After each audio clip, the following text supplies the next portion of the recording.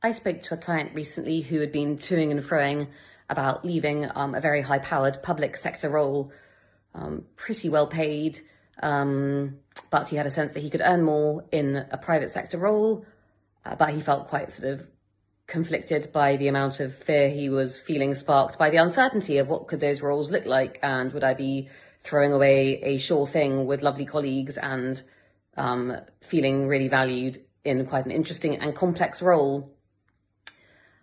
Anyway, he's since decided to go for it and to sort of make the change. So this is just a reminder, if you're going to be making a change in your career, you're bound to feel some fear.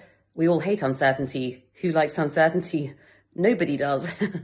It's like leaving a partner that you know deep down isn't quite right, and you're like, shit, will I meet someone else? Well, we don't know, do we? Uncertainty's hard, but your braver self might feel scared, but your braver self will know that that's ultimately the clearest version of truth.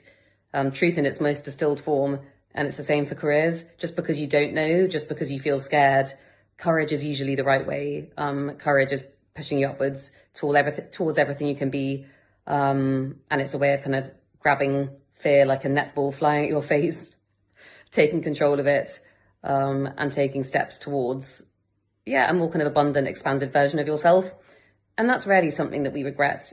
It will involve fear, it will involve uncertainty, and it will involve bravery, but think about all the greats. They're all bloody brave. They're all courageous.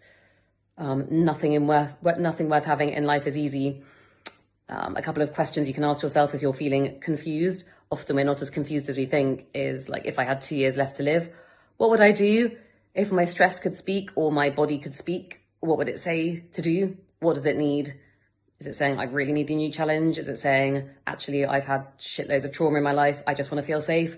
I can't handle any more stress nervous system wise. And that's okay too. We're all different people. I once met a wonderful human being who married someone they felt very safe with. And she was like, yep, that's all I wanted. Had a really tough childhood. It's fucking great. Someone else might say, God, no, that's absolutely not what I want. I need way more than just feeling safe. That's just the basics. So everyone's different. There's not necessarily a right decision. It's what's right for you. What does success mean to you? And what decision would sort of tip you towards the most regret-free life? If you kind of fast forwarded to your amazing 98-year-old self, would you be more regretful staying put, or would you be more regretful taking the risk?